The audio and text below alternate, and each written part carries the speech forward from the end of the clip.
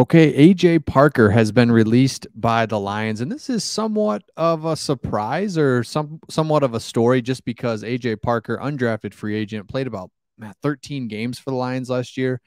Started those 13 games as nickel corner, did really well for us, and it was a good story as he was an undrafted free agent, like I said. So for him to not make the team this year shows a couple of things. We'll talk about a couple of things. Number one, Brad Holmes is adding some more talent to this team. And so you look at an AJ Parker that's not going to make the team because we did sign Hughes and Chase Lucas, who is just a good player that was a 7th-round pick.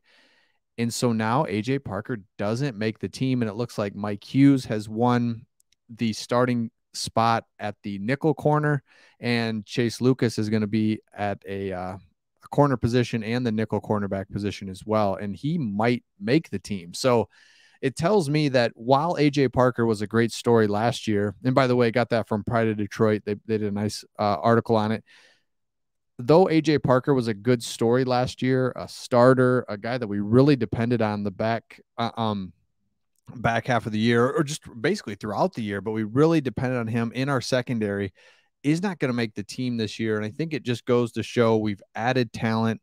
Jeff Okuda's back. Mike Hughes moves to the slot. We draft Chase Lucas, who's just doing really well for a 7th-round pick, and there's not room for AJ Parker. So while it's bad for AJ Parker, he's losing a job here, and hopefully he'll be on a practice squad, our practice squad. Hopefully he clears waivers, but it goes to show we're adding talent. That's a really good thing. And it's a really good thing for our secondary. And I think Okudah, I think he did get the official nod that he's a starter. And so Mike Hughes then moves into the slot. So we've got this secondary now that's a lot more proven and just better, of course, than we were last year. And we got to remember that our defense last year was bad, really, really bad. And it's no offense to AJ Parker or Jerry Jacobs, but these were like undrafted guys playing in the secondary. Okudah's out, and it's like, oh my gosh. So it's big. It's not big news, but it's news to see that one of your main contributors last year is not going to make the team just simply because we've added to the roster. We've added more depth, and Brad Holmes is just going to continue to do this. He's going to continue to stack up this roster and just make tough decisions for himself and the coaching staff when it comes to the cut time. And this is great.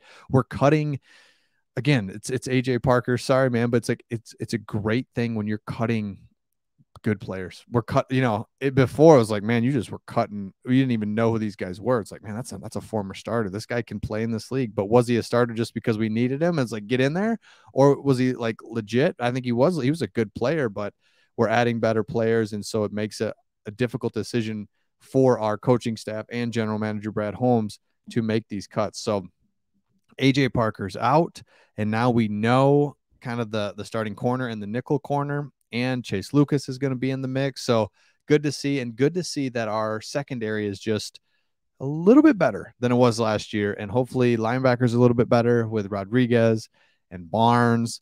We already know our defensive line with Hutchinson and Charles Harris looks good. Defense, we want our defense obviously to be better, but we know that they're not going to be top 2 or 3 in the league, but we just want them to be kind of middle of the road. Would be outstanding for our season, because our offense is going to get it figured out with Goff.